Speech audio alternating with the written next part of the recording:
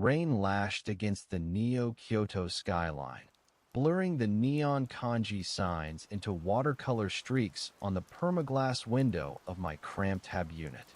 Outside, the city screamed. Hovercar engines whined. Public address systems blared weather warnings, the ceaseless thrum of a million lives packed into towering chrome and steel hives.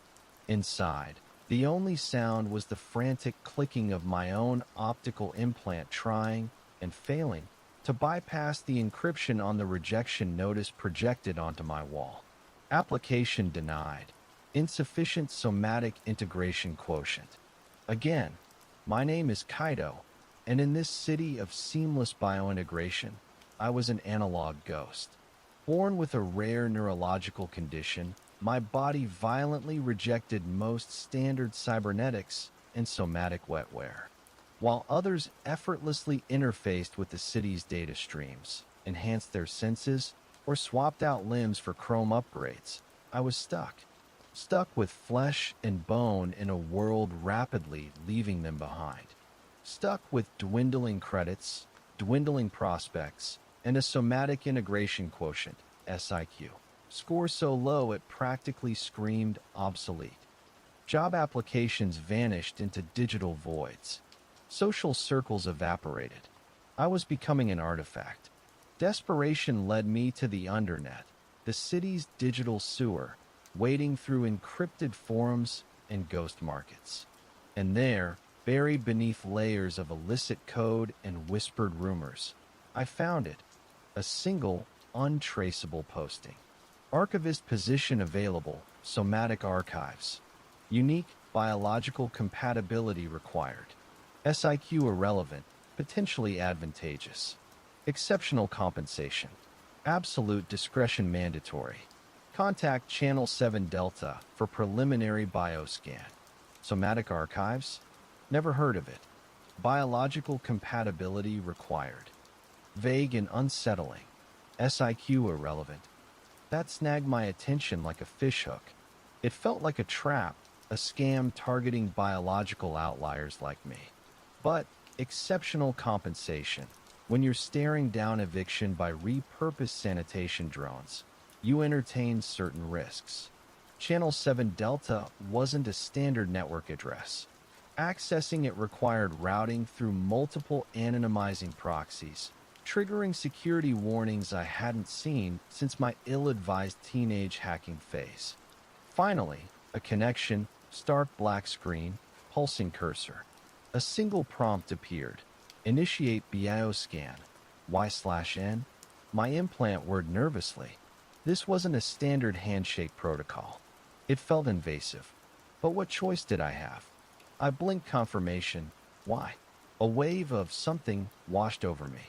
Not sound, not light, but a strange, intrusive sensation, like my own cellular structure was being mapped, analyzed, cataloged by an unseen, remote force.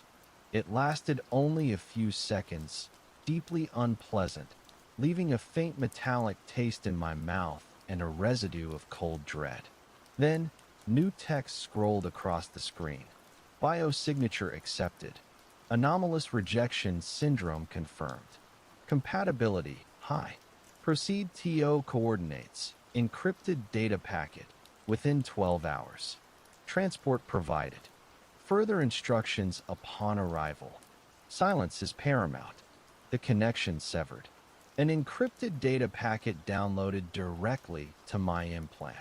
Coordinates pointing to the deepest, oldest, mostly abandoned sublevels of the city's foundation layers. Sector 0, a place rumored to be haunted by the ghosts of decommissioned infrastructure and forgotten data streams. 12 hours. It felt less like an offer and more like a summons. Packing a single bag, synth leather jacket, spare datapad, mostly useless to me, a handful of credit chips, felt like preparing for exile. I didn't tell anyone where I was going. There was no one left to tell. The transport wasn't a sleek corporate shuttle, but an unmarked, automated cargo hauler, windowless and smelling faintly of ozone and lubricant. It navigated the subterranean service tunnels with unnerving speed and silence, descending deeper and deeper into the city's concrete roots, far below the glittering towers and sky bridges. The journey lasted nearly an hour, the only sound the low hum of the hauler's engine. Finally, it docked with a soft hiss against a heavy airlock door set into a wall of raw, unfinished rockcrete. Destination reached. Exit vehicle. Proceed through airlock. The hauler's internal display commanded. Stepping out, the air hit me first. Cold, sterile, recycled, yet thick with the smell of damp earth and something else, a faint, biological scent, like formaldehyde or nutrient paste. I was in a small, brightly lit docking bay, stark white walls, polished metal floor. The airlock cycled open, revealing a long, equally sterile corridor beyond. As I stepped through, the airlock hissed shut behind me. I was inside. A recorded voice, calm, genderless, echoed from unseen speakers. "Welcome, Archivist Kaito. You have arrived at the Somatic Archives, Sublevel Omega. Please proceed to Orientation Chamber 3 Alpha. Follow the illuminated floor panels. Panels on the floor lit up, forming a pathway of soft green light leading down the corridor. Hesitantly, I followed. The silence here was absolute, broken only by the faint hum of life support and the soft padding of my own footsteps. Doors lined the corridor, heavy steel, marked only with cryptic symbols and status lights, mostly red. It felt less like an archive and more like a high-security laboratory or a mausoleum. Orientation Chamber 3 Alpha was small, containing only a single, ergonomic chair facing a large wall screen. As I sat, the door slid shut and the screen flickered to life, displaying the Somatic Archives logo, a stylized double helix intertwined with a strand of binary code. The calm, genderless voice returned. "Archivist Kaito, your unique biological signature makes you compatible with Archive Core 7. Your primary function will be the retrieval, cataloging, and sensory integration of dormant somatic memory fragments. Standard archival methods are ineffective due to the organic nature of the storage medium. Direct neural interface is required." My blood ran cold. Direct neural interface? With my rejection syndrome? Wait, I blurted out to the empty room. "My SIQ score, my condition. Your condition is precisely why you were selected." The voice interrupted smoothly. "Standard neural interfaces attempt to bypass or overwrite biological pathways. Your rejection syndrome indicates an unusually high resistance to external synaptic manipulation, but also a latent sensitivity to organic data resonance. The interface protocol designed for Core 7 utilizes this sensitivity. It does not overwrite, it integrates. Temporarily. Integrates? Temporarily? Integrates what? Memories, the voice replied. Experiences. Sensations. Stored not digitally, but biologically, within genetically engineered neural clusters, the core. Your task is to interface, experience these dormant fragments, and transcribe the sensory data into analyzable logs. You are, in essence, a living playback device. Living playback device. The phrase sent a chill deeper than the sublevel's recycled air. Experience someone else's memories? Directly? Your first session is scheduled. The voice continued, ignoring my palpable horror. Please observe the following protocols for interface. Initiate connection only within designated integration pod. Maintain connection for no longer than the programmed cycle, standard, 15 minutes. Upon disconnection, immediately engage in Synaptic Flush Protocol, audiovisual sequence, to prevent memory residue. Log all retrieved sensory data within 1 hour of session completion. Data integrity degrades rapidly. Report any instance of emotional bleed-through or persistent memory fragments immediately to Supervisor Unit 9. Never attempt interface outside scheduled sessions or designated cores. Physical contact with Core 7's nutrient medium is strictly prohibited. Emotional bleed-through, memory residue, nutrient medium? This wasn't just data retrieval. It sounded like controlled psychic contamination. As the screen displayed directions to Integration Pod 4 Gamma, the overwhelming feeling wasn't just fear. It was the chilling certainty that I had traded my failing life above for something far stranger, far more invasive, deep within the city's forgotten, humming heart. The exceptional compensation suddenly felt like the price for renting out my own consciousness. The green floor panels led me deeper into the sublevel, the sterile silence broken only by the low hum and my own increasingly shallow breaths. The corridor branched, turned, descended slightly, a maze of identical white walls and heavy steel doors. It felt deliberately disorienting, designed to isolate and control movement. Finally, the glowing path terminated before a door labeled Integration Suite 4 Gamma. It slid open silently as I approached. The room beyond was circular, larger than the orientation chamber, bathed in a soft, clinical blue light. In the center sat the integration pod. It wasn't sleek or futuristic. It looked like a repurposed medical scanner fused with a sensory deprivation tank. A heavy, claustrophobic-looking metal cylinder lined with padded interfaces and studded with ports for neural connectors. Wires snaked from its base, disappearing beneath the polished floor. Beside it stood a console array displaying complex biological readouts and waveform patterns. The air smelled strongly of antiseptic and that faint, underlying formaldehyde tang. Approached the pod, Archivist Kaito. The calm, genderless voice echoed from unseen speakers. Lie down on the indicated support structure. Remain still. A section of the pod slid open, revealing a contoured couch that looked disturbingly like an operating table. Hesitantly, I lay down. The padding was cool against my skin. As I settled, restraints, smooth and metallic, automatically deployed, securing my wrists, ankles, and forehead with a soft click. Panic flared. I hadn't agreed to be restrained. Restraints are standard protocol, the voice stated, seemingly anticipating my fear. Prevents involuntary movement during sensory integration, ensuring data integrity and user safety. User safety felt like a secondary concern. Overhead, a complex array of articulated arms lowered towards me, tipped with delicate neural interface probes. Needles? No, they looked more like organic filaments, pulsing faintly with the same blue light that filled the room. My neurological condition screamed protest, the ingrained fear of invasive tech battling the desperate need that had brought me here. Interface requires direct contact with cerebrospinal fluid. The voice explained calmly as the filaments hovered inches above the base of my skull.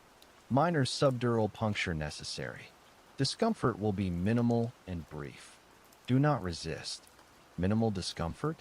Before I could protest further, the filaments descended. A sharp, cold sting at the nape of my neck. A sickening pop sensation deep within. Then nothing. No pain. Just a strange feeling of connection, like a switch had been flipped deep inside my brainstem. The readouts on the nearby console flickered, showing my neural activity merging, syncing with something else. Connection established, the voice intoned.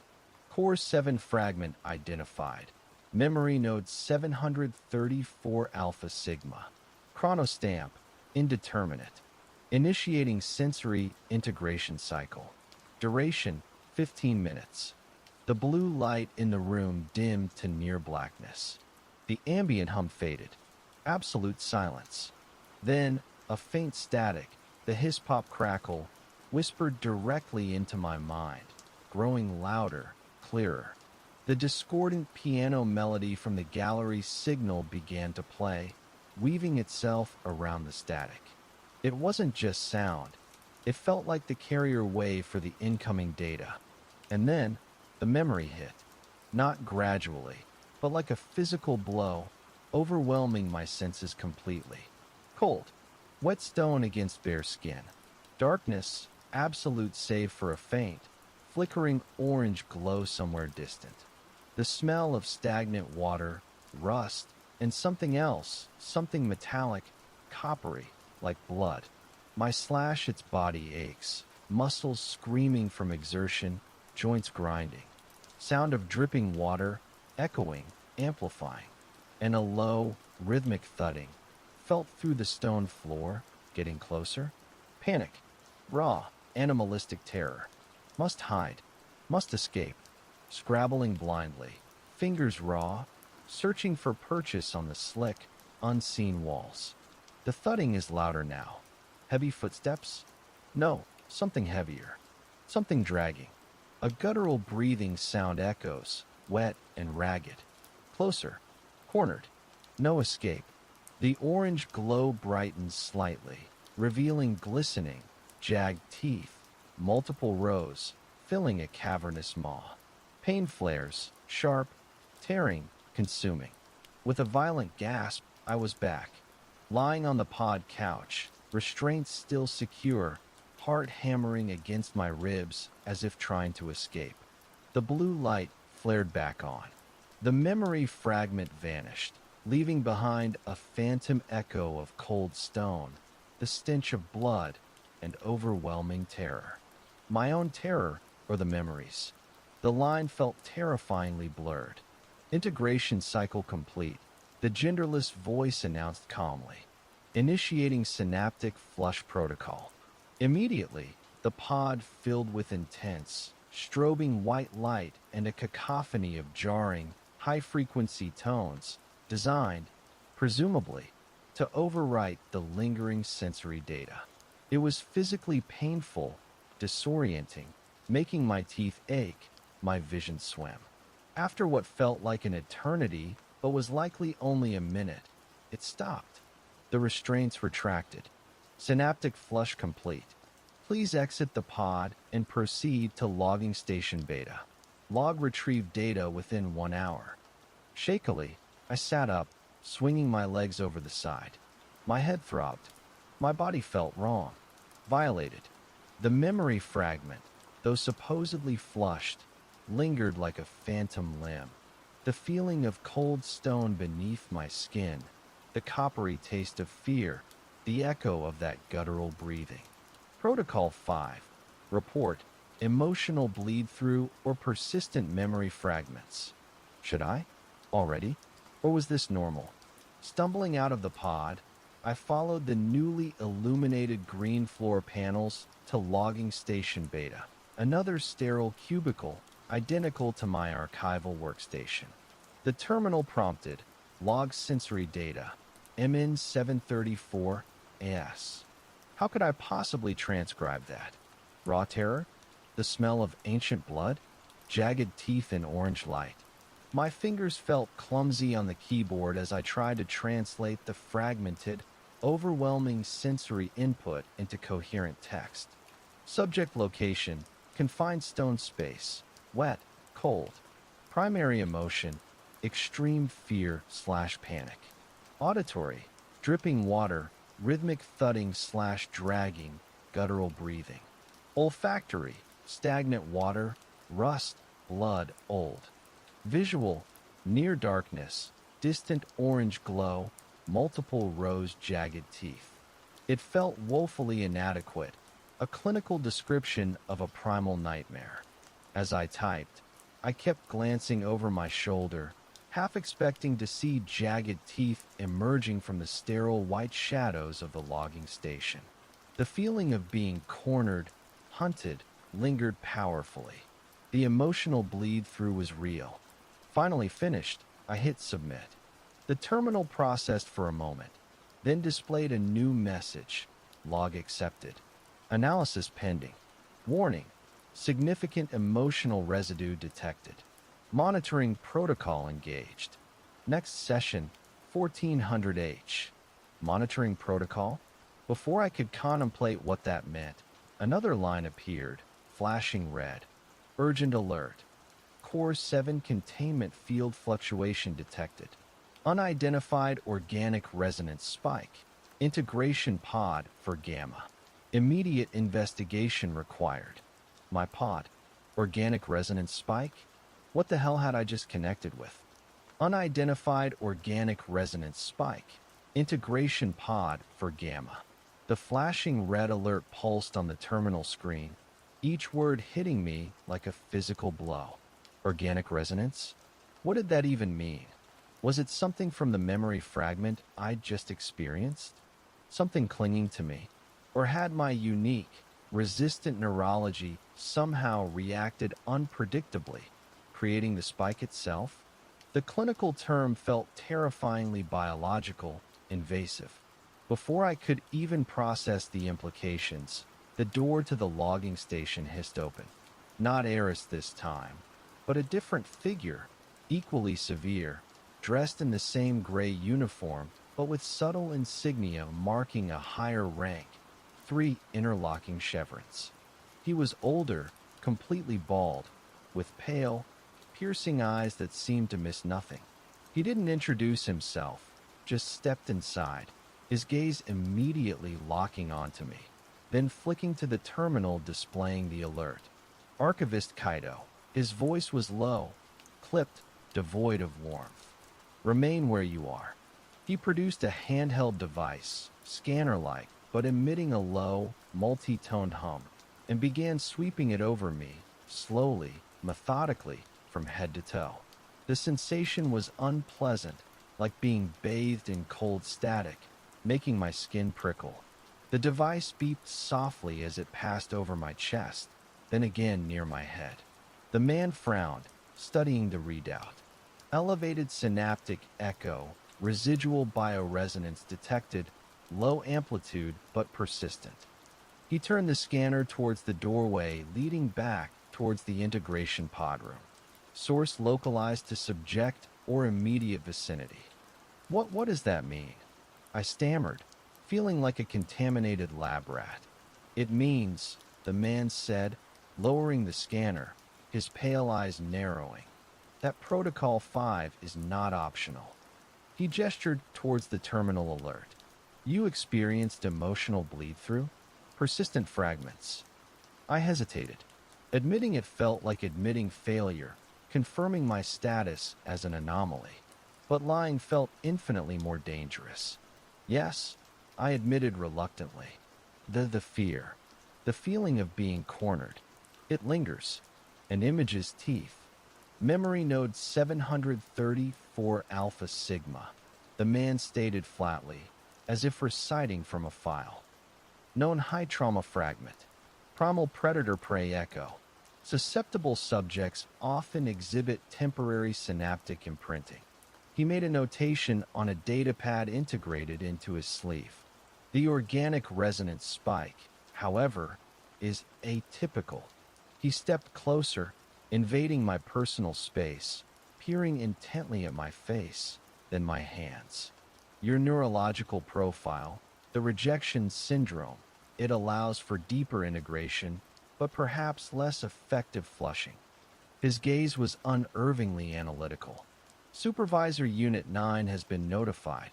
Your monitoring protocol is now level amber. Any further anomalies, any deviation from protocol, including failure to report, will result in immediate suspension and quarantine. Quarantine. The word chilled me to the bone. What was that memory fragment?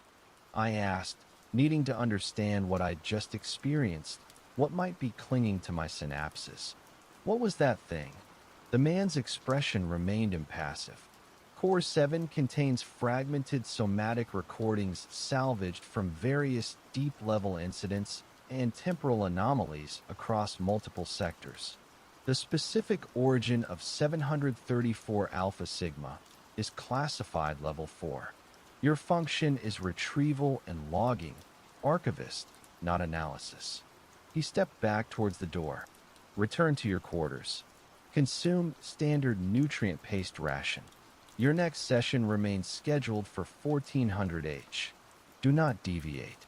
He exited as silently as he'd arrived, the door hissing shut, leaving me alone in the sterile cubicle, heart pounding, the label level amber monitoring, feeling like a brand. Returning to my windowless room felt like retreating into a slightly more comfortable cell. The silence was absolute again, the low hum of the facility a constant, subliminal pressure. I forced down the bland nutrient paste, its texture like library paste, its taste vaguely synthetic. But the lingering phantom sensations from the memory fragment persisted. The damp cold, the smell of rust and blood, the overwhelming terror. Closing my eyes only brought back flashes of jagged teeth in orange light. Was I contaminated? Had some fragment of that long-dead fear permanently imprinted itself onto my atypical neurology? And the organic resonance, was it me reacting, or was it the memory itself, somehow still alive, still resonating within the core, that had spiked when I connected? As the hours crept towards my next scheduled session, the unease grew. The sterile room felt different. I kept catching faint whiffs of stagnant water, rust, blood, overlaid on the recycled air. Olfactory hallucinations? Or was the barrier between the archived memories and my own perception thinning?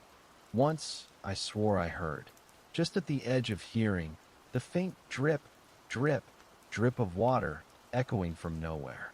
Then, perhaps an hour before the 1400H session, my terminal chimed. Not the standard alert tone, but a soft, single chime, almost melodic. A new message appeared, bypassing the standard Oakhaven interface, displayed in plain, unformatted text. They lied. Flush doesn't erase. It scatters. Core 7 is bleeding. Beware node 801. Connection weakens the barrier. Do not integrate. The message blinked once, then vanished, leaving only the standard Oakhaven screensaver, the slowly rotating double helix logo. No sender ID. No trace it had ever been there. My blood ran cold. Core 7 is bleeding. Beware node 801. Do not integrate. Was this a warning? From who? Another archivist? Someone else trapped in this system? Or was it a trick? A new layer of psychological manipulation? My next session was minutes away, and the flashing red alert about the containment field fluctuation suddenly felt like a terrifying premonition. Beware node 801. Connection weakens the barrier. Do not integrate. The anonymous warning pulsed behind my eyes, a counter-rhythm to the facility's low hum and the phantom echo of terror still clinging to my synapses from the first session. Core 7 is bleeding. Flush doesn't erase. It scatters. What did it mean? Was the core, this biological library of nightmares, somehow leaking? Were the fragmented memories infecting each other? Or worse, infecting the facility itself? And Node 801, was it particularly corrupted? Dangerous? Or did it hold a clue, a truth someone didn't want me to access? The minutes ticked by with agonizing slowness. My sterile, windowless room felt like a holding cell. Every flicker of the bluish light overhead, every shift in the ventilation hum, made me jump. Was I already hallucinating? The lingering smell of rust and stagnant water seemed stronger now. Or was that just the memory residue the supervisor mentioned, amplified by fear and the cryptic warning? Level amber monitoring. They were watching. Any deviation, any reported anomaly, could lead to quarantine. But not reporting felt like walking blindfolded into a minefield. 1400H arrived with the same impersonal shift in light and sound. The green floor panels illuminated, guiding me back towards Integration Suite 4 Gamma. Each step felt heavier than the last. Walking past the circular vault door of Chamber 7, its red symbols pulsing faintly, felt like passing the cage of a sleeping beast. The slow, deep thump, thump, thump, emanating from it seemed louder today, more insistent. Reaching Suite 4 Gamma, the door hissed open. The integration pod sat waiting, its blue light casting cool, clinical shadows. The supervisor wasn't here, nor Eris. Just the empty room, the pod, the console displaying biological metrics that weren't mine. Whose baseline was this? Approached the pod, archivist Kaito. The familiar, genderless voice echoed, startlingly loud in the tense silence. Prepare for integration cycle. Target, memory node 801 beta row. Chrono stamp, indeterminate. The node from the warning. My mouth went dry. Query, I said, my voice cracking slightly. Node 734 integration resulted in significant emotional residue and an organic resonance spike. Is proceeding with node 801 advisable under level amber monitoring? I tried to sound clinical, detached, citing protocol. There was a fractional pause, barely perceptible. Acknowledged, the voice replied. Supervisor Unit 9 has adjusted parameters. Synaptic flush protocol enhanced. Proceed. Adjusted parameters? Enhanced flush? Or just empty reassurances? Lying down on the contoured couch felt like strapping myself onto an execution table. The metallic restraints clicked into place, securing my limbs, cold against my skin. The articulated arms lowered, the organic-looking filaments hovering near the base of my skull. This time, I knew what was coming. Bracing myself, I felt the sharp, cold sting, the deep pop of the subdural puncture, the immediate sense of connection, of my own neural pathways being opened, exposed. Connection established, the voice intoned. Initiating sensory integration cycle. Target, MN801, BR, duration, 15 minutes. Darkness, silence. Then, the familiar hiss-pop-crackle whispering directly into my mind, followed by the broken piano melody. But this time, something was different. Underlying the static, beneath the discordant notes, was another sound. Faint, rhythmic, almost organic. A wet, sucking, pulsing sound, like something vast and biological breathing in viscous fluid. Then the memory flooded in. Not the sharp terror of 734, but something slower, more insidious, profoundly alien. Immersion, floating, not in water, but in a thick, lukewarm, nutrient-rich medium. Sightless, yet aware. A vast, dark space. Confined, yet boundaryless. Pressure, gentle, rhythmic, like being held within something enormous, alive. Sound, only the slow, pulsing, sucking rhythm, felt through the medium, through every cell.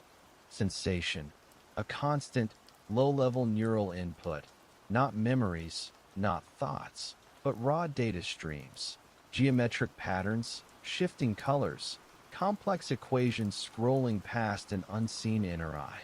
Emotion, none. Not peace, not fear. Just being. Processing. Part of a larger, biological computation. This wasn't a memory of an event. It felt like the memory of an existence. Of being part of the core itself. A component. A dormant processing node within the nutrient medium the voice had warned me not to touch. The implications were staggering. Was Core 7 not just storage, but a living, biological computer? Were the memory fragments not just recordings, but remnants of consciousnesses absorbed into its structure? Connection weakens the barrier. Do not integrate. The warning screamed in my mind, fighting against the strange, detached placidity of the memory fragment. Integrating this wasn't just experiencing it. It felt like becoming it, syncing with the core's alien consciousness, losing myself in its biological calculations. I tried to pull back, mentally, to erect barriers, focusing on my own identity, my name, the city above anything. But the memory was pervasive, seeping in, the slow, pulsing rhythm trying to overwrite my own heartbeat, the raw data streams blurring my thoughts. Then, through the placid hum of the core memory, another sensation intruded.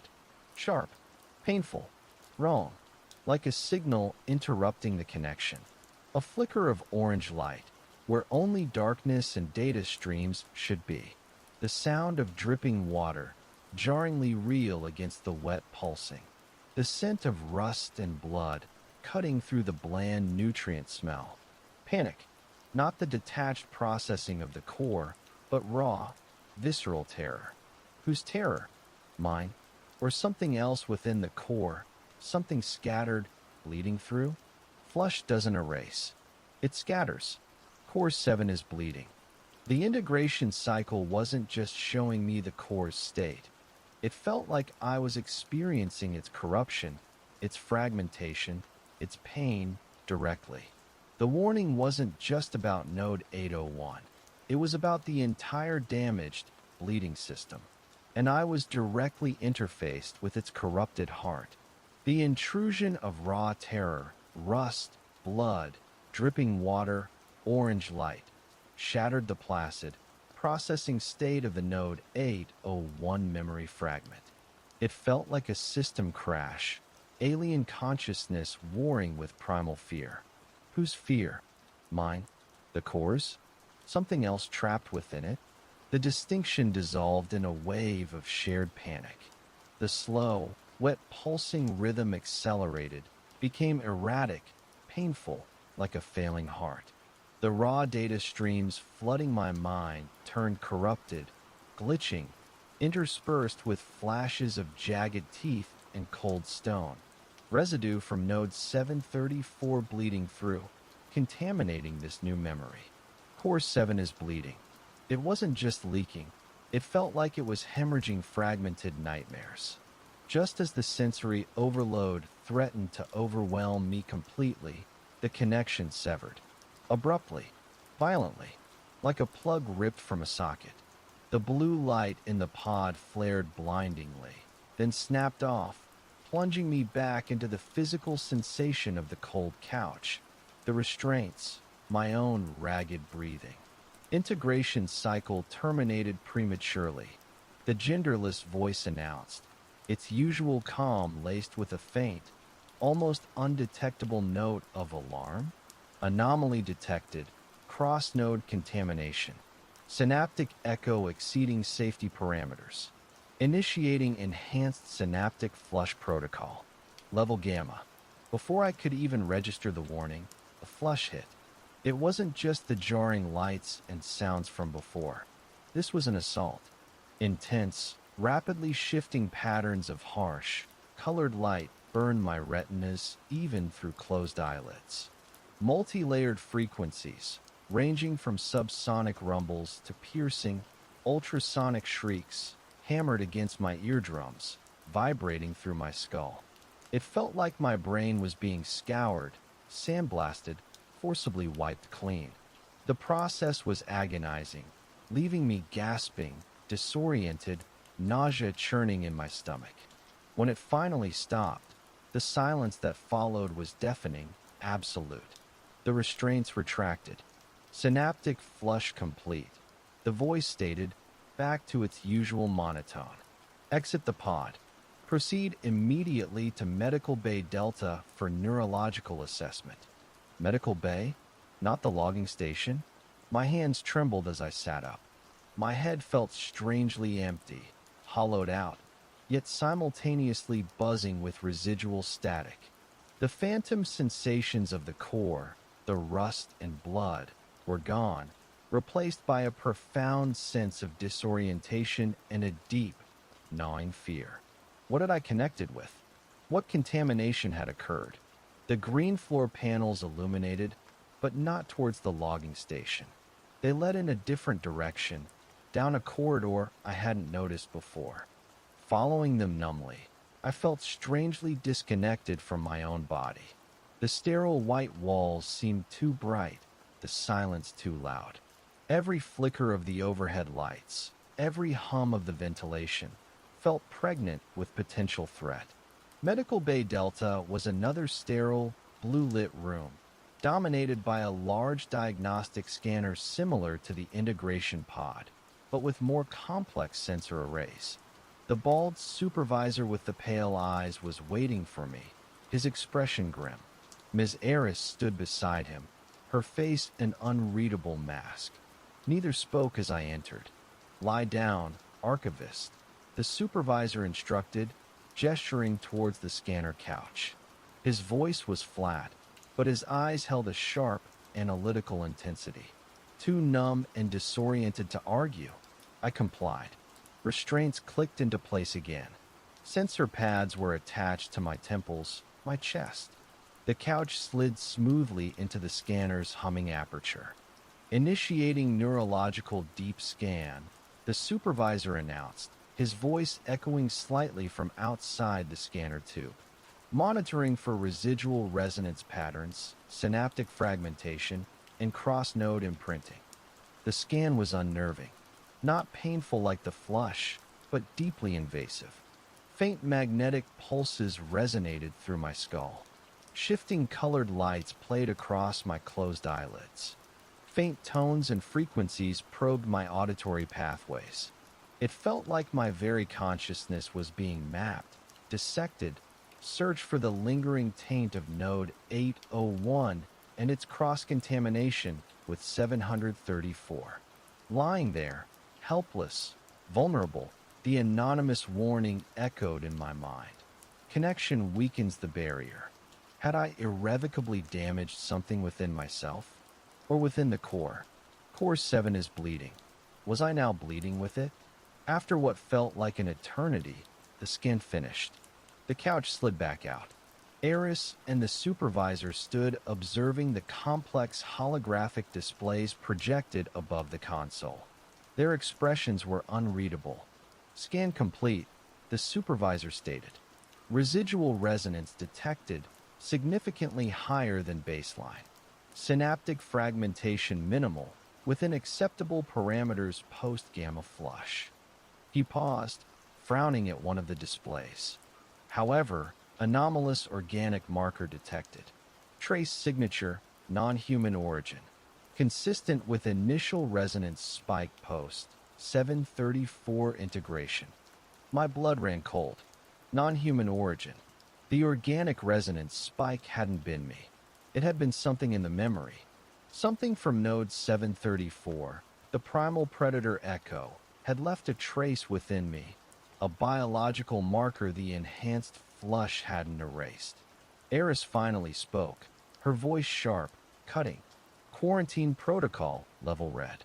Immediately, the supervisor nodded grimly. "Agreed. Archivist Kaito, due to the detection of an unidentifiable organic marker and persistent high-level resonance, your status is suspended. You will be escorted to Isolation Chamber Zeta for indefinite observation and analysis."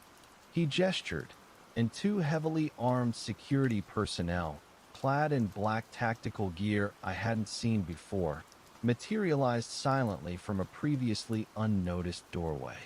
Indefinite observation. Quarantine. My worst fears realized. As the security personnel moved towards me, their faces hidden behind dark visors, I knew this wasn't just about monitoring. This was imprisonment. I was the anomaly, the contamination, and Oakhaven was sealing me away before I could further disrupt its terrifying equation. Panic seized me, cold and absolute. Quarantine. Indefinite observation. The words echoed the sterile finality of the facility itself. Before I could even attempt to protest, the two black-clad security personnel flanked me, their movements swift, efficient, devoid of any unnecessary force, but radiating an undeniable threat. One gripped my left arm, the other my right, their gloved hands surprisingly strong. "Proceed, Archivist," the The supervisor commanded, his pale eyes following me as the guards began to escort me from the medical bay. Eris remained silent, her expression unreadable, watching me with the detached curiosity of a scientist observing a specimen about to undergo a terminal experiment. They didn't lead me back through the familiar administrative corridors. Instead, they guided me towards a different, previously unnoticed door at the rear of the medical bay. It hissed open, revealing a passage unlike the others I'd seen. The walls weren't sterile white, but a dull, non-reflective gray, seamless and featureless. The lighting was dimmer, emanating from recessed panels that cast a low, shadowless illumination. The air felt different too, colder, drier, utterly devoid of the faint ozone or biological tang present elsewhere. It felt inert, dead. Our footsteps made no sound on the floor, which seemed to be made of some kind of energy-dampening material. The silence was absolute, broken only by the faint hum of my own heightened senses. Doors lined this corridor too, but they were different, heavier, thicker, bearing complex locking mechanisms and small, dark observation windows. Most were labeled simply isolation, followed by a Greek letter and number sequence. Zeta. We were heading deeper into the quarantine section. My mind raced. Quarantine for what? The organic marker? The resonance? What did they do in these chambers? Observation and analysis sounded chillingly vague. Was this where they studied failed integrations? Where they contained cross-node contaminations? Where archivists who experienced too much emotional bleed-through ended up? As we walked, I glanced sideways at my escorts. Their black visors reflected the dim gray light, completely hiding their faces.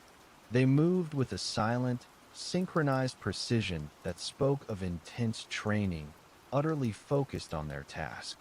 They felt less like human guards and more like extensions of the facility's security system, cold and implacable. We passed several of the isolation chamber doors. Through one dark observation window, I caught a fleeting glimpse inside. A bare room, identical gray walls, and a figure huddled in the far corner, unmoving. Malevolent? Catatonic? Impossible to tell. The door slid past, sealing the image away. Finally, we stopped before a door marked Isolation Zeta 7. It looked identical to the others. One guard placed his hand on a biometric scanner beside the door. A soft chime echoed, and the heavy door slid open with a near-silent hiss. Inside, Archivist, the guard beside me ordered, his voice filtered, synthesized, devoid of human inflection. They didn't push me, just guided me firmly towards the threshold. Hesitantly, I stepped across. The room beyond was larger than I expected, maybe 15 feet square. Walls, floor, ceiling, all the same seamless, sound-dampening gray. No furniture, no terminal, no pod.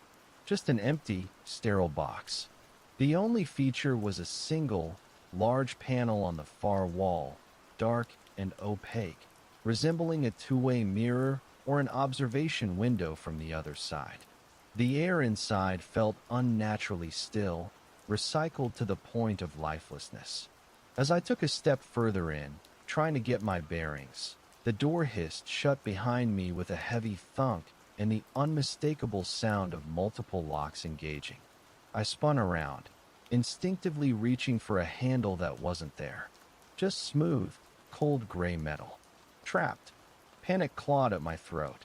I pounded on the door. Hey, what is this? How long am I supposed to be in here? No answer. Just the muffling silence of the isolation chamber.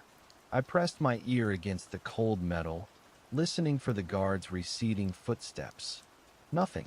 Turning back to the room, my gaze fell on the large, dark panel on the far wall. Was someone watching me? Eris? The supervisor? Or just automated sensors? I approached it cautiously. Its surface was cool, smooth, reflecting my own distorted, gray-tinged image. I tapped it gently. Solid. Then, faint lights flickered to life behind the panel. Not in my room, but in the space beyond. It was an observation window. Dim shapes resolved in the gloom on the other side. Complex machinery, sensor arrays, diagnostic equipment aimed towards my chamber. And figures, at least two, maybe three, silhouetted against the weak light, observing me. Just as I registered their presence, a low hum started, seemingly emanating from the walls of my chamber itself. Not the core's hum, not the static, but a different frequency, higher pitched, intensely focused, making the fillings in my teeth vibrate painfully. My vision began to blur at the edges. The lingering phantom sensations, the cold stone, the rust, the blood, the jagged teeth, surged back with overwhelming intensity, no longer just echoes, but feeling vividly, terrifyingly real.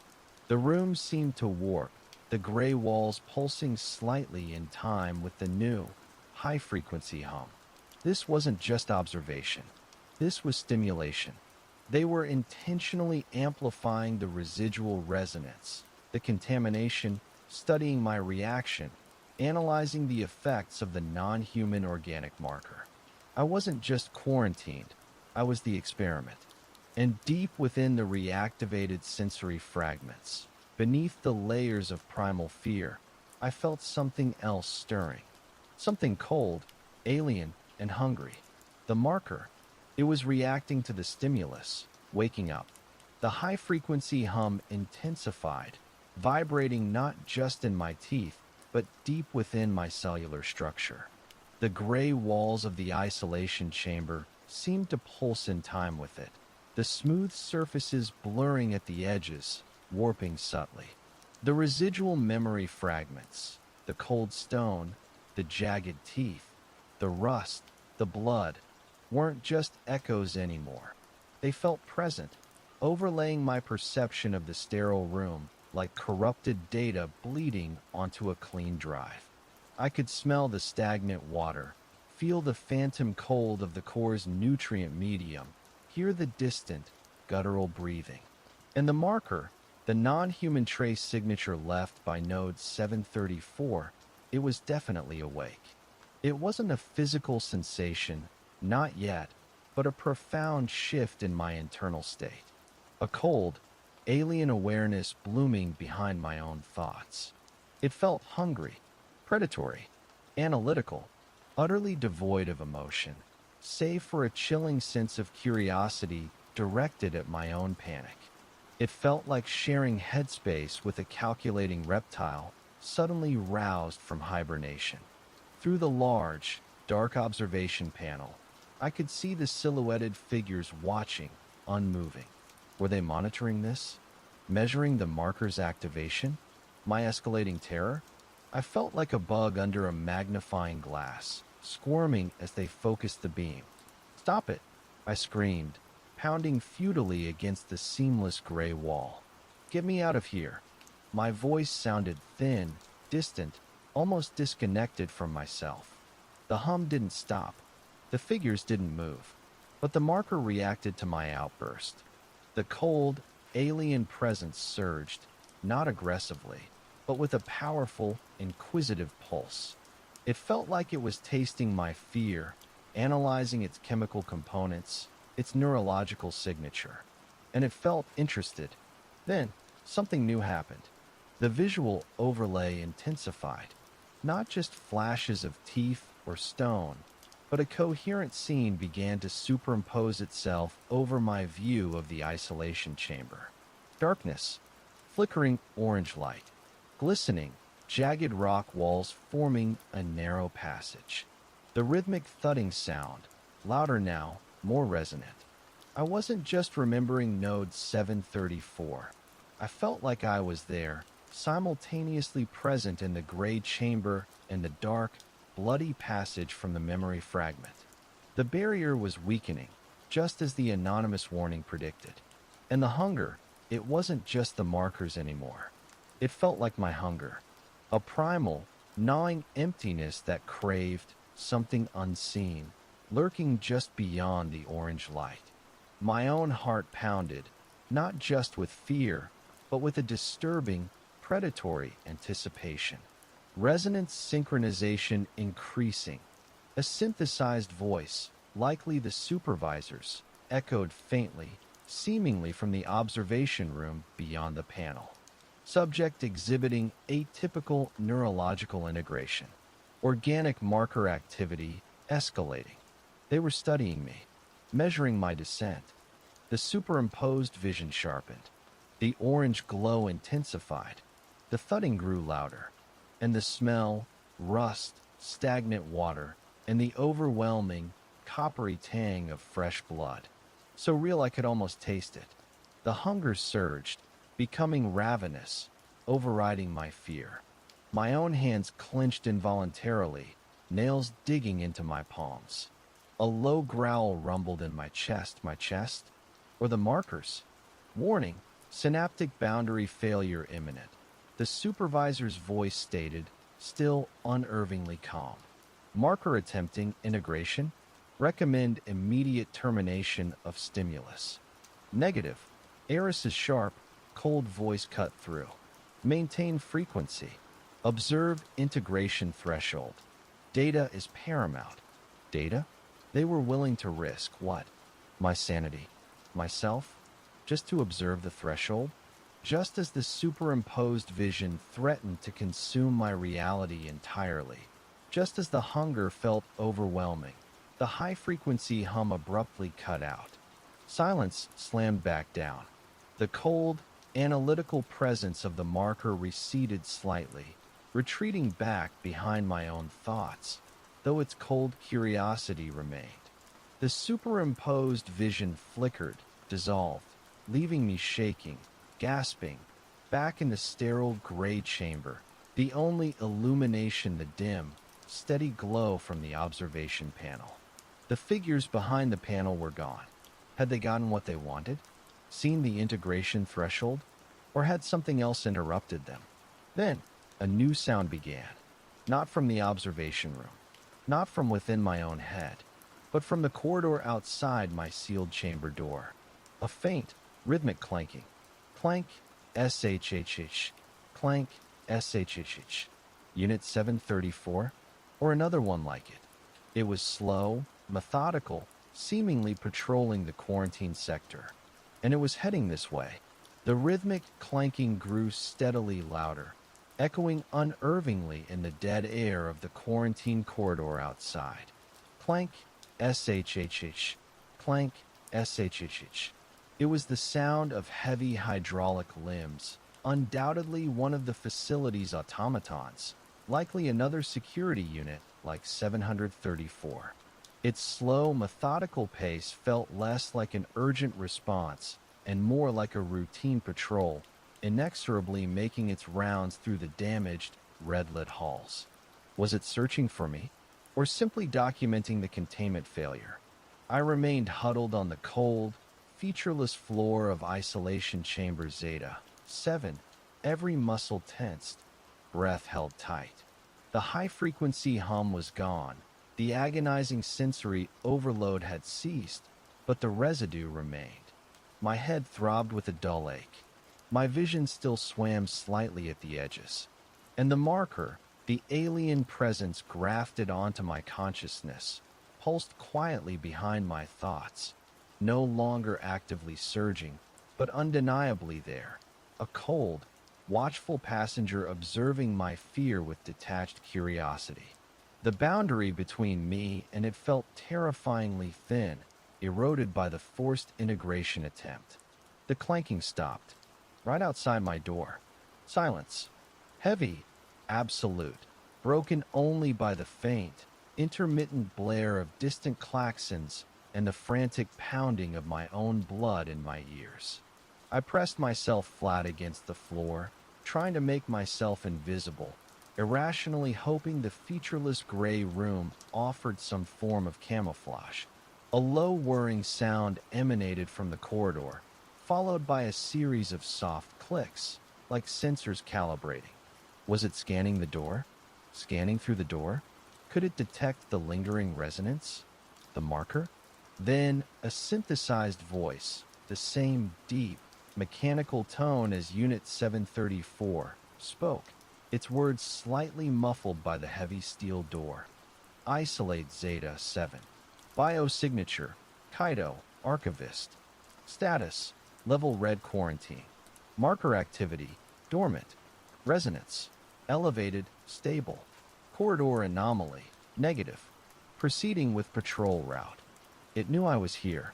It had scanned me through the door, but it wasn't trying to breach containment.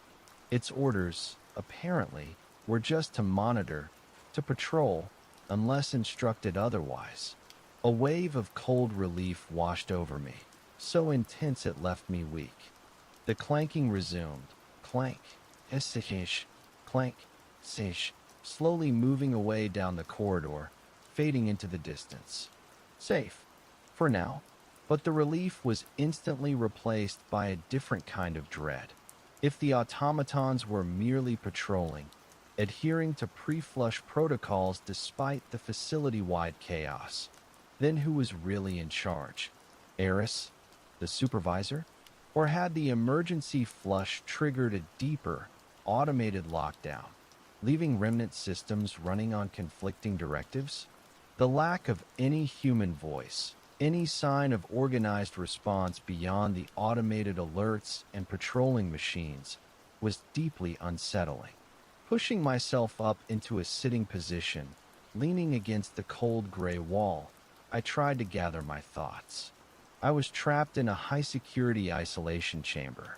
A potentially hostile alien consciousness fragment was dormant, but present, inside my head. Security automatons patrolled the corridors, and somewhere, perhaps still observing me through the dark panel opposite, were Eris and the supervisor, who considered me a contaminated experiment. Escape felt utterly impossible. My gaze drifted back to the dark observation panel. Was anyone still watching? Or had they retreated after halting the stimulus, satisfied with the data, leaving me to rot or be processed later? I stared intently at the opaque surface, searching for any flicker of light, any hint of movement behind it. Nothing, just my own faint, distorted reflection looking back. Then, subtly, almost imperceptibly, I noticed something on the surface of the panel from my side. Faint condensation, like someone had recently breathed against the cold glass, from inside my chamber. My breath caught. I hadn't noticed it before. Had it just appeared? Slowly, heart pounding, I reached out a trembling finger and touched the cool surface. The condensation smeared slightly. It was real. But how? The air in the chamber was cold, dry, recycled. There was no source of significant moisture. Unless it wasn't my breath. A new, horrifying possibility began to form. What if isolation chamber Zeta 7 wasn't empty when they put me inside? What if something else was quarantined in here with me? Something unseen, perhaps intangible, its presence only revealed by the faintest physical trace? My eyes darted frantically around the featureless gray room, probing the corners, the seamless joins between wall and floor, searching for any sign, any shadow, any distortion. Nothing, just the empty, sterile box. But the feeling of being watched hadn't entirely dissipated when the figures behind the panel vanished. Had I mistaken its source? Was the cold, watchful presence I felt not coming through the panel, but originating from within the chamber itself, standing silently beside me in the dark? The thought sent a jolt of pure, undiluted terror through me, colder even than the black ice echoes or the abyssal entity. I wasn't alone in this box. I wasn't alone. The certainty settled over me, cold and heavy as a burial shroud. The faint patch of condensation on the observation panel, disappearing even as I stared at it, was the only tangible sign, yet the feeling was undeniable. A shift in the air pressure? A subtle drop in the already frigid temperature near one specific corner? Or just the primal instinct of prey sensing the predator nearby? Whatever it was, the sterile gray box no longer felt empty. My breathing hitched. I scanned the seamless gray walls, floor, ceiling, searching for any flicker of movement, any distortion in the dim, shadowless light. Nothing. Utter stillness. Yet, the sense of presence intensified, localized now, seemingly emanating from the corner diagonally opposite the observation panel. A profound, ancient stillness radiated from that spot, an emptiness so absolute it felt like a positive force, absorbing sound, light, perhaps even thought. Was this the quarantine subject? Not me, but it. Had Eris and the supervisor sealed me in here with it, knowing full well what resided in Zeta 7? Was this part of the observation and analysis? See how the anomaly reacts when introduced to another anomaly? The marker within me stirred again, not with hunger this time, but with a surge of intense, analytical curiosity. It felt like it was extending invisible tendrils of perception towards that silent corner, probing, analyzing the nature of the unseen presence. A low hum, almost subsonic, vibrated faintly behind my own thoughts, the marker processing, classifying, and a single cold thought, not entirely my own, surfaced, static, null, void. Void. Was the entity some kind of localized absence? A hole in reality confined within these gray walls. The thought was terrifying. My gaze remained fixed on the corner. Slowly, cautiously, I pushed myself to my feet, trying to make no sound on the energy-dampening floor. If it reacted to presence, to resonance, maybe absolute stillness was the key, but how long could I maintain that? Then, the corner darkened.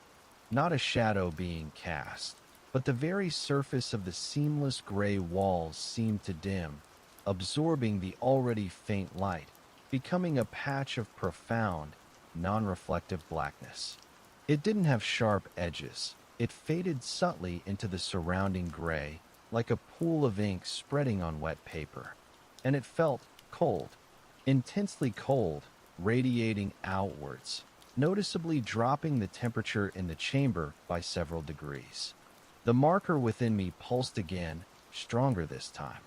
Boundary flux, negative resonance detected.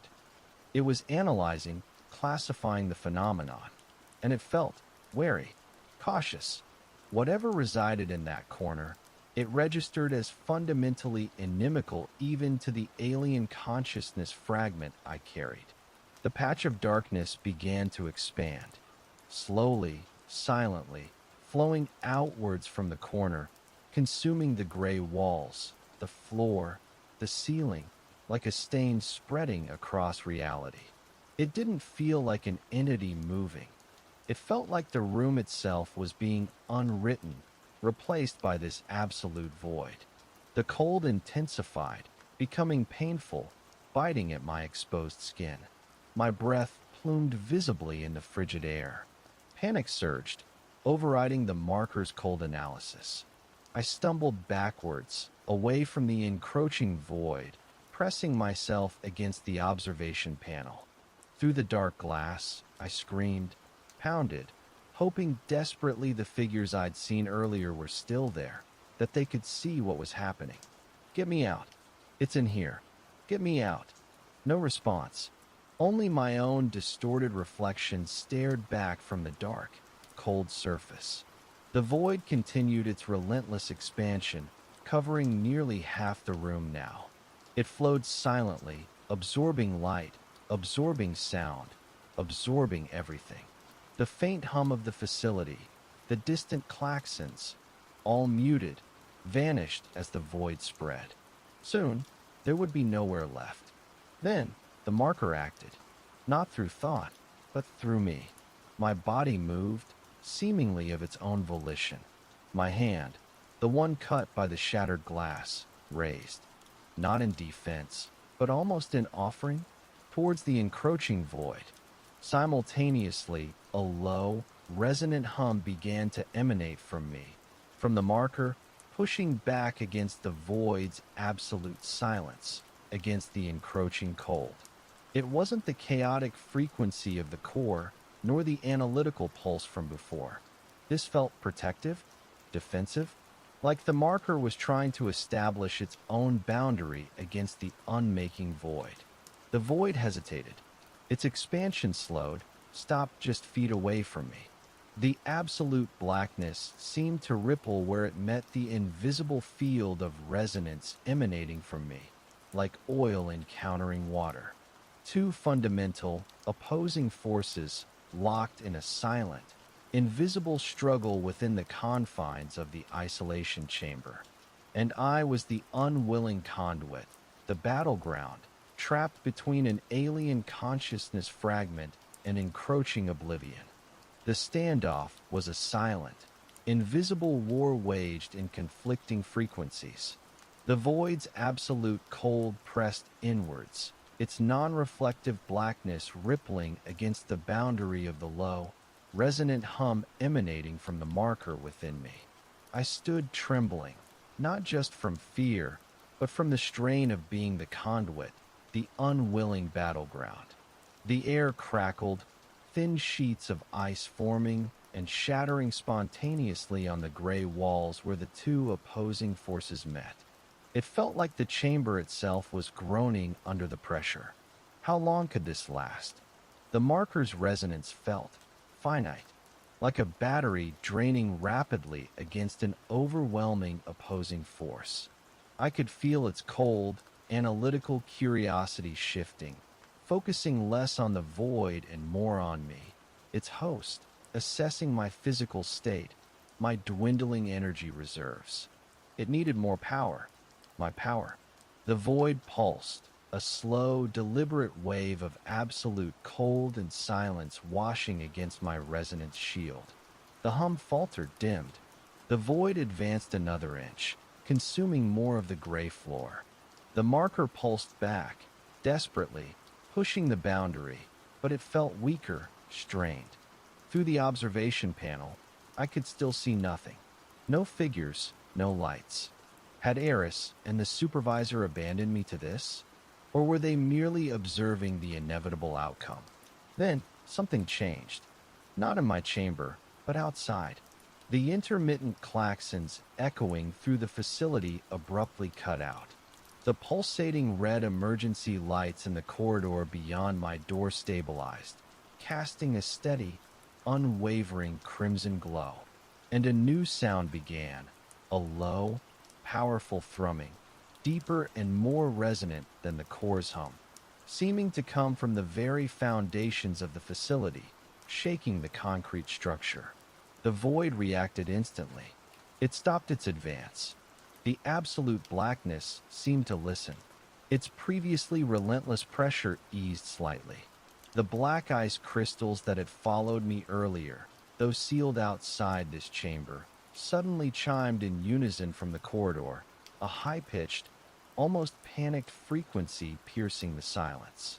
The marker within me pulsed again, not defensively, but with renewed, intense curiosity. New signal. Primary. Core. Offline. Secondary protocol. Its analytical thoughts, bleeding into mine, raced. What was happening? Had another system come online? A backup? Or something else entirely, roused by the core's failure and the void's emergence? The low, powerful thrumming intensified, shaking the isolation chamber itself. Dust sifted down from unseen seams in the gray ceiling. The observation panel flickered, displaying a burst of static, hiss-pop crackle, before going completely dark, opaque. I was blind to the outside now. The void remained, holding its position, seemingly focused on the new, powerful thrumming echoing from below. The stalemate between it and the marker held, but the context had shifted. A third player had entered the game. Then, the floor beneath my feet grew warm. Not the searing heat of the energy cascade, but a gentle, almost organic warmth, spreading outwards from the center of the chamber. The air lost its biting cold, becoming almost comfortable. The resonant thrumming seemed to synchronize with this warmth, creating a strange, almost womb-like sensation.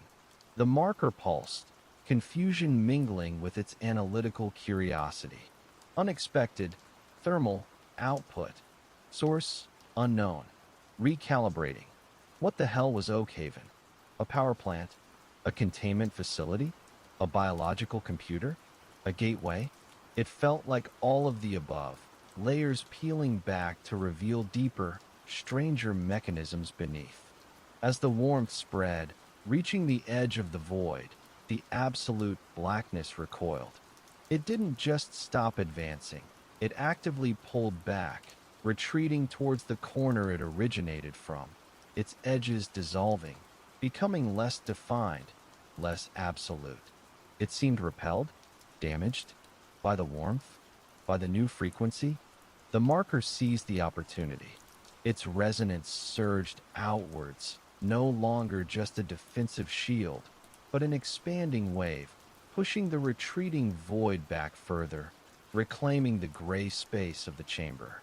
I felt a surge of triumphant energy flow through me, not my own, but the marker's cold, analytical satisfaction at gaining dominance. But the victory felt hollow, deeply unsettling. The void was retreating, but the powerful thrumming from below, the source of the repelling warmth, continued to intensify. And the marker, now expanding its influence within me, pushing back the void, felt less like a passive fragment and more like an active, dominant force beginning to truly integrate with its host. I had repelled one abyss, perhaps, only to feel myself sinking into another, carried along by the alien consciousness now asserting control within the escalating chaos of the failing facility. The void retreated, shrinking back into the corner like a wounded animal, its absolute blackness fading, leaving only the cold, sterile gray walls of the isolation chamber. But the victory felt profoundly hollow, stolen. The resonant thrumming from below intensified, shaking the very floor beneath me, and the gentle warmth that had repelled the void grew almost uncomfortably hot. It felt less like a protective barrier and more like an oven preheating. And the marker, it wasn't just a passenger anymore. As the void retreated, the marker's cold, analytical presence surged outwards within me, filling the spaces previously occupied by my own panic and fear. Thoughts that weren't entirely mine surfaced, threat neutralized, void entity contained, secondary protocol active, source, subcore delta, function, emergency thermal purge, recalibration, unknown. It felt like my own consciousness was being pushed into a corner, becoming an observer in my own body as the alien fragment analyzed the escalating situation with chilling detachment. My fear was still there, a knot in my stomach, but it felt distant, muted, overridden by the marker's cold logic. The warmth intensified further. The gray walls began to glow faintly, radiating heat. The air grew thick, humid, difficult to breathe. Small panels, previously invisible, slid open high on the walls, emitting jets of superheated steam that hissed into the chamber. Was this the thermal purge? An automated sterilization cycle? Or something designed to deal with the marker itself? Threat assessment. High, the marker thought, using my brain. Thermal output exceeding organic tolerance. Host viability compromised. Escape required. My body moved, not entirely under my own volition. Driven by the marker's imperative, I lunged towards the sealed chamber door, pounding on it again, but this time with a focused, analytical strength I didn't recognize as my own. Override. Code Amber. Host compromised. Request immediate extraction. The voice that came out felt like mine, but the cadence, the cold authority, was alien.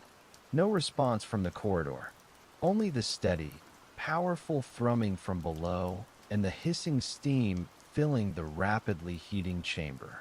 Sweat poured down my face, stinging my eyes. The heat became unbearable, blistering my skin. Access denied.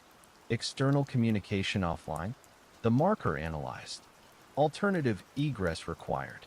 Its slash my gaze swept the room, discarding the observation panel, dismissing the fused ventilation access. Then, it focused on the floor. Specifically, the seamless gray floor directly beneath where the void had manifested. Structural instability detected. Residual void resonance, potential weak point. Before I could fully comprehend the suicidal logic, my slash its body acted. I slash it took a step back, then launched forward, bringing my heel down with unnatural force onto the precise spot where the void had lingered longest. Not a crack, not a splinter. The floor dissolved beneath the impact, not into void, but into something else. It gave way like brittle crust, revealing a space beneath.